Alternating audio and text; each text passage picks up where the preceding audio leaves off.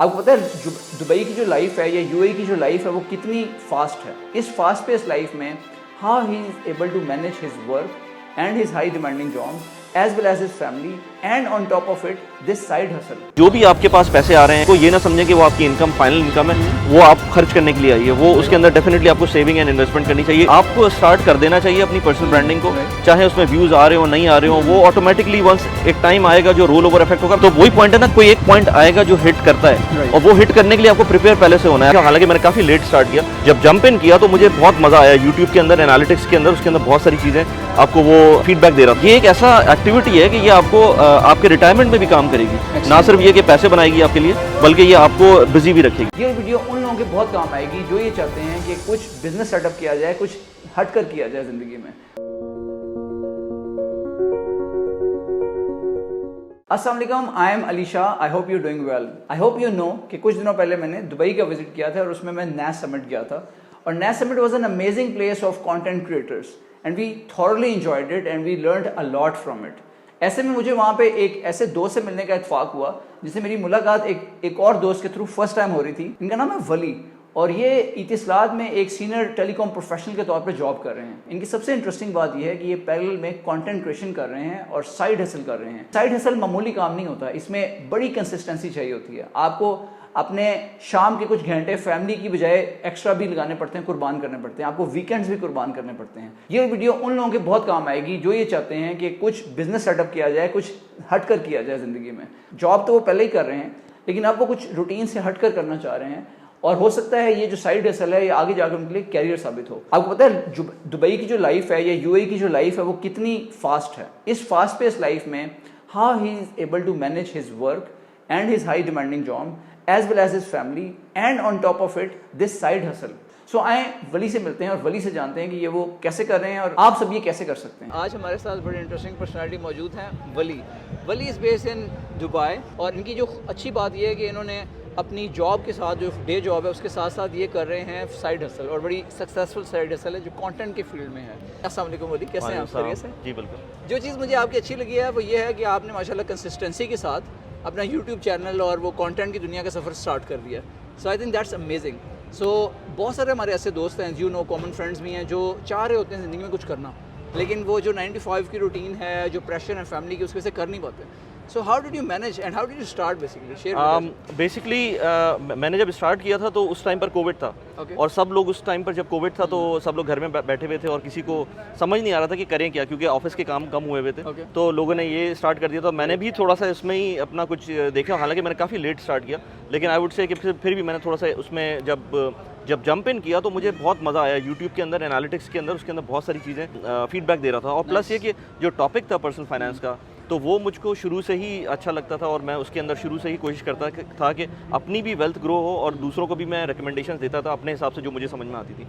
अच्छा, उसमें कुछ चैलेंजेस थे। लोग समझते थे कि यार पैसे बहुत ज़्यादा होने चाहिए तभी आप जो है ना कोई इन्वेस्टमेंट कर सकते हैं या इस तरह की कोई चीज़ कर सकते हैं। तो मैंने हमेशा लोगों को कहा यार आपके पास चाहे 5,000 रुपये हो पाकिस्तान के अंदर या दुबई में लेट से कोई 200 दिरहम भी हो, तब भी आप उसको स्टार्ट तो करें ना। एक स्टार्टिंग लेवल होगा और तभी आप जो है ना आगे जाकर उसको मल्टीप्लाइंग फैक्टर उस वक्त आता है। तो कंपाउंडिंग उसी तरह से बनती है। तो लोगों को समझ नहीं आती थी बात और मुझे हैरत होती थी कि ये बड़ी कॉमन सी चीज़ है जो कि लोगों को क्यों समझ नहीं आ रही। तो मैंने उस चीज़ पे बातें करना शुरू की। ऑफ कोर्स शुरू में आप वीडियोस पे जब डालते हैं वीडियोस अपने चैनल के ऊपर तो उसमें व्यूज़ नहीं आते हैं, लेकिन मैं डिसहार्ट नहीं हो रहा था, क्योंकि अगर एक बंदा भी मेरी वीडियो को देखकर थोड़ा सा इंस्पिरेशन ले रहा था तो मेरे लिए अच्छी चीज़ थी वो।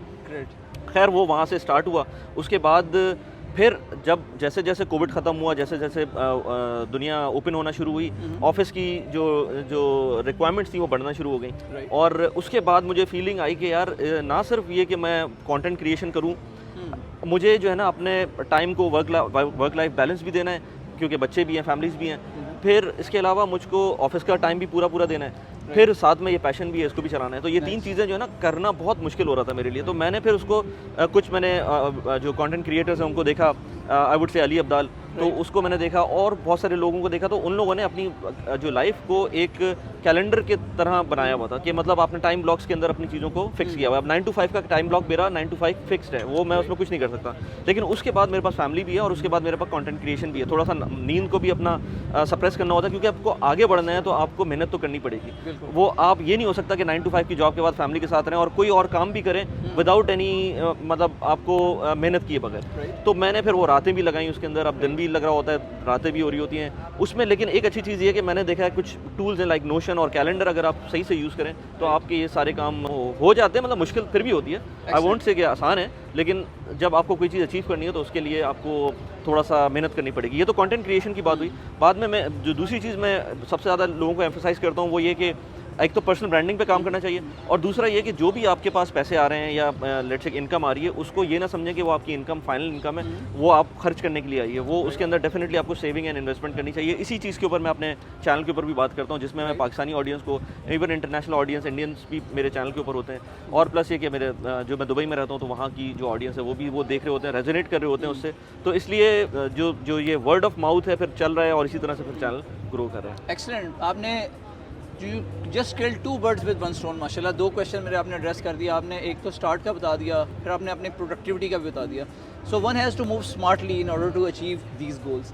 अच्छा वली, ये बताएं कि आप when did you move to Dubai, आप कब से हैं यहाँ पे? अच्छा, मैं दुबई में आया था 2009 में। ओके। और उस वक्त से लेकर अब तक मैं बहुत सारी कंपनीज में डिफरेंट काम किए हुए मैंने, लेकिन मेरी जो फोकस रहा है वो ये समझ लें कि मैं एक ही कंपनी के साथ रहूँ जिनके लिए मैं काम करूँ। वरना मेरी जो पीछे से मैनेजमेंट कंसल्टेंसी है वो चेंज होती रही है। मेरा डोमेन जो है वो टेलीकॉम का डोमेन है। मैं यूएई की सबसे बड़ी जो टेलीकॉम कंपनी है उसके साथ काम कर रहा हूँ। इसके अलावा बीच में मैं कतर भी 1 साल के लिए रहा था, लेकिन मैं ओवरऑल यूएई के लिए टेलीकॉम इंजीनियर हूँ और अभी मैं मिडिल मैनेजमेंट पोजीशन के ऊपर ही हूँ। एक्सीलेंट। और आप इतनी जो डिमांडिंग जॉब है उसके साथ साथ माशाल्लाह आप ये अपना चैनल को ग्रो कर रहे हैं। Where do you see yourself in the next 2-3 years? अभी आपके चैनल के कितने सब्सक्राइबर्स हैं, प्लस आपकी जो डिजिटल की स्ट्रैटेजी है उससे ज़रा शेयर करें।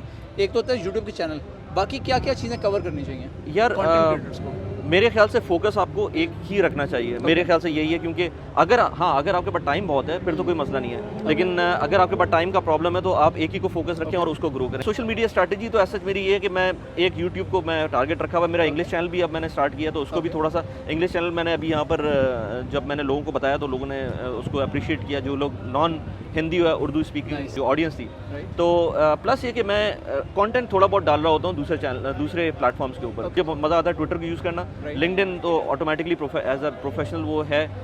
यूट्यूब मेरा एक्चुअल मतलब आई वुड से कि प्लेटफॉर्म है। बाकी जो चीज़ें हैं, बाकी जो प्लेटफॉर्म्स हैं दूसरे, उनको मैं जस्ट कि किसी टाइम पर जब मुझे ग्रो करना होगा मैं उस वक्त उसको लेवरेज कर लूँगा। एक्सीलेंट। और आगे आने वाले 2 सालों में कंटेंट क्रिएशन को कैसे देखते हैं? इससे कुछ लोग जो आज स्टार्ट करें वो कुछ इससे पैसे बना सकते हैं, मोनेटाइज कर सकते हैं? यू थिंक क्वाइट सैचुरेटेड हो चुकी है मार्केट? और क्रिएशन इटसेल्फ तो बहुत कोई मतलब बड़ी बात नहीं है, कोई भी कर सकता है, लेकिन उसमें इंपॉर्टेंट बात यह है कि आप सिर्फ व्यूज़ के लिए काम ना करें, अपनी पर्सनल ब्रांड बनाएं और वो ऑटोमेटिकली आपको एक टाइम पर बेहतर रिजल्ट्स देगी। जो कि मैंने देखा यहाँ नाज समिट में आने के बाद, अगर ये मेरा यूट्यूब चैनल इस लेवल पे ग्रो नहीं हुआ होता तो मैं जब किसी को अपना क्या बताता मैं, तो वही पॉइंट है ना, कोई एक पॉइंट आएगा जो हिट करता है और वो हिट करने के लिए आपको प्रिपेयर पहले से होना है। अगर लेट से मैं किसी को बोलता हूँ नाज समिट में जाए वो बंदा, या किसी क्रिएटर समिट में जाए, तो उसमें कोई अगर बैकग्राउंड नहीं होगा किसी का, तो वो सिर्फ और सिर्फ देख रहा होगा और सिर्फ कंज्यूम करने के लिए जा रहा होगा। आपको स्टार्ट कर देना चाहिए अपनी पर्सनल ब्रांडिंग को, चाहे उसमें व्यूज़ आ रहे हो नहीं आ रहे हो, वो ऑटोमेटिकली वंस एक टाइम आएगा जो रोल ओवर इफेक्ट होगा। मैं 2.5 साल से क्रिएशन कर रहा हूँ, तो 2.5 साल के अंदर इस पोजीशन पे पहुंचा हूँ।